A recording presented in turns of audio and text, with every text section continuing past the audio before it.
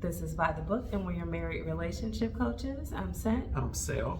And today we're talking about Married at First Sight, Season 18, Episode 13, David and Michelle. Or David, Michelle. Never really been an item. But so I guess we're here to talk about David's lie being exposed, which we knew was a lie. None of us bought into it. It was just like, how badly did he lie? Pretty bad. I mean, watching him at every point of this lie where he's being confronted is like watching a 10-year-old with seasoned investigators. It's like he's the worst liar in the world. It's bad. It's so hard to watch. And it just seems like, as I said last week, such an unnecessary lie. We could see finally, I think for the first time, as he sat down with Michelle and Pastor Cal, the chip on his shoulder, the true frustration that he walked into the meeting with, like a little bit more flippant, and I don't care that much. I'm not going to engage that much, you know. I think the first thing Pastor Cal asked was like, you know, what's going on? How are things going? And he's like, well, you mean with the whole relationship or, you know, with the text message? And so like you could feel that the attitude, the intensity right there finally coming through. Now, do I think that's new? No, I think that's been brewing since probably at least week 2. Yeah. If not before that. But he's been, I guess, quote unquote, a good sport, trying to go along with it. I don't know. For all I know, he could have been dating other people from week 2. Who knows what? But now he's finally fed up to a point where he doesn't care, to some extent anyway, if it's known. Like, he's still trying to cover it up a little bit, but we see as this episode progresses that, you know, it all kind of comes out. So why the lie? Why the cheating? I guess if you would call it that. I wouldn't really call it cheating. At least not what we know of what happened. Yeah, I still don't. It perplexes me. You tell me why he lied. In the words of Cat Williams, I don't know why liars lie. I just know they do. You know what? It's very strange to watch Married at First Sight, and then another show kind of breaks out in the middle of watching it. You know, I'm looking at, I know we tuned in to see Married at First Sight, but then the episode of Cheaters, you know, kind of like gets on the scene, and I'm just like, wow, what happened? But again, like from last week, I said that he definitely should not have done that. Let me just give that disclaimer. Let me throw that out there. He is wrong for entertaining another woman or women, you know, as far as his, you know, what he was saying last week. That is wrong. It never should happen. But I understand. I mean, yeah, you know, you said from week 2. How about from day 2? You know, she didn't give this man anything. And to build on or to work with, she gave him nothing, you know. And so now she wants to try to sit in the seat of judgment as she's sitting there with Pastor Cal, and he's just not having it. He's just like, you want to just talk about this situation, or you want to talk about the whole overall, how she doesn't like me and she hasn't been trying, because that is the bottom line. And then she lied. Please let's not gloss over her lie, because Pastor Cal said something. Please forgive me, I don't have the verbatim script right now, but Pastor Cal said something to her about, is you she know, still trying? Yeah, or you know, was the door still open? That's what it was. It did. It alluded to that, and David interjected that question, right? David interjected that direct question to her about, was the door still open? And she started fumbling. She like, I was still, I showed up every day. And so the door wasn't closed for me. But that doesn't matter because we know that you're there so you don't get fined. Like, stop lying to my face. Yeah, you've been checked out. You've said at least 3 times in one way or another that you were checked out. Yeah. She tried to get out of that marriage. They didn't fully let her out. Yeah. I don't know if the producers came behind and were like, hey, you know you're going to have to pay a stack. I don't know. I don't know what they said. But there's something that happened that reeled her in just to the point where she wasn't going to leave. But her heart and her mind and her body and nothing else that is within Michelle was in this relationship. So don't lie. You don't want him to lie. You need to not lie either. And somebody needs to confront her with that lie because it's not fair to him to let him twist in the wind, as bad a liar as he is, when you can't even be truthful about whether or not you had checked out of that relationship. You did. Yeah. Exactly. Long time ago. Time ago. And, you know, she didn't like the guy. She gave him nothing. And so here she is. Now she want to try to backtrack, you know, like you said, I've been there every day. You know what? I can go to a grocery store every day, but it don't mean I'm buying. I can just walk the aisles and walk right back out the door, you know? And so, come on. I mean, what I really think is she was sitting there because she was happy now that the spotlight is off of her. She got her scapegoat.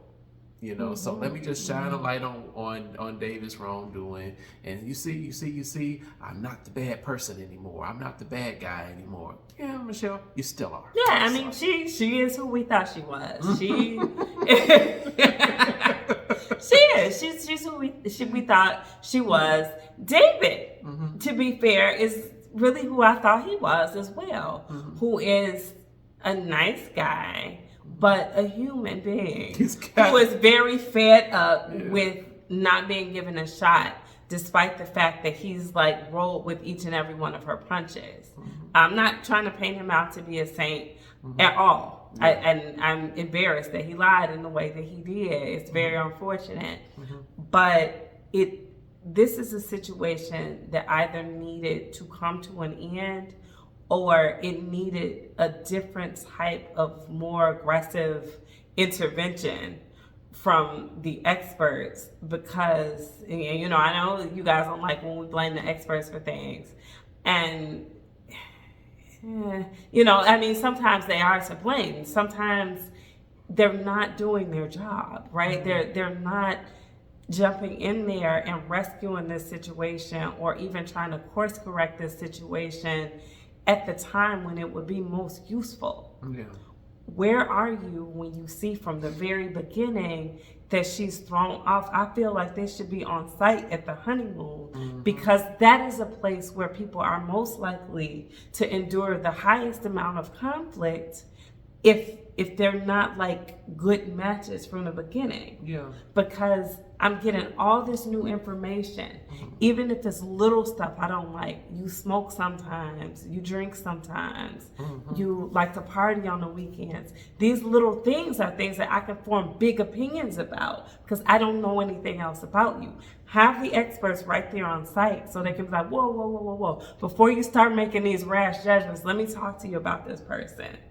That's, I mean, at least let it be an option, right? That's, you know. I agree with you. And we've said that.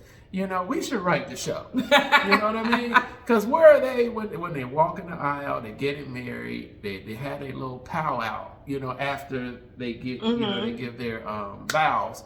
You know, they should be there. You're absolutely right. They should be there. These are their matches, right? These are their matches. And so they put these people together and then they kind of step back, let them go off, and then they come back and then maybe like a couple of days later they talk to them. Too late. It was. For them, it was certainly too late. I've seen other couples in previous seasons where it was too late. They needed the rescue right off the bat before those negative opinions start to form. By the time you form this really bad opinion of this guy, which she did, it's going to be very difficult for her mind to flip and say, you know what, let me open up and give him a chance. You're already closed off.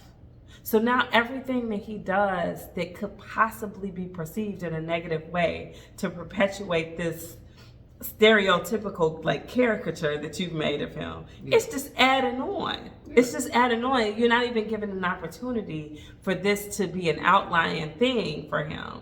No, this is who he is. Right here, this is what you've identified him as.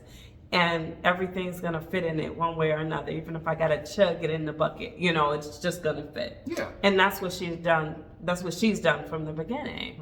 So why is she lying about that?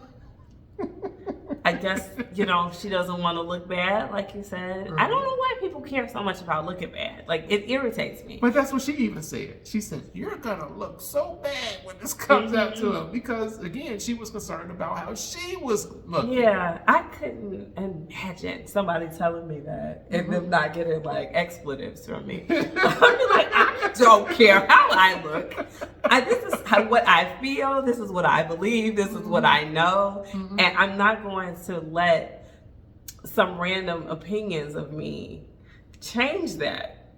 This is what it is. I don't like you. If that's where I am with it, I don't like you. I don't think you're a good person, or I don't think you're this. I don't think we're a good match. Whatever the case may be, you're not going to make me change my mind because somebody's going to think I look bad. They're not living my life. Like, live your life by all means. You got to make choices for you. Because when the cameras are gone and we're not making videos and opinions about you anymore, you're going to have to live this life with this person. So what are you doing? Yeah. Yeah. I have nothing left. I don't know. I don't know where they go from here. I guess we talk a little bit about, do you guys think it was Madison that David was texting? I forgot about that. Yeah, that's a really good question. Me personally, it could be, because when they were talking to Carla, and Carla was basically saying, you two were together. I know. You can see her little wheels turning. She's like, wait a minute. Yeah. So, okay, but I don't know. I don't want to throw Madison under the bus. I don't know what's going to come out throughout the rest of this season. I don't know if she's a bad actor or not. But my first thing that I said to you was that if he did send that to her, she might not even have entertained it. She might not have even known, or tried to send it to her. She might not have even known he was trying to hit on her, because she lost her phone, right? So, and that's what she said. She lost her phone, plus the message didn't go to her. If he sent it accidentally to Michelle and then realized it, tried to like claw back the message, he might have been like, oh my God, let me just turn my phone off for tonight. I'm not going to send this to Madison or anybody else. So it could very well have been intended for her. She doesn't even know it. Maybe. Or do you think she's just a scoundrel? Oh, what a tangle web we weave. I don't know, because, and that will lead us probably into the video we do about Madison and Alan, because there's more to uncover there too, I'm afraid.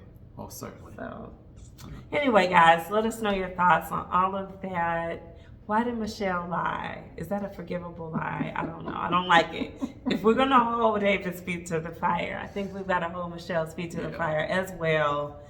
And yeah, she's got to be accountable. I agree. But let us know your thoughts about that. Drop those comments below, like, share, subscribe, and we will talk to you guys soon. Bye.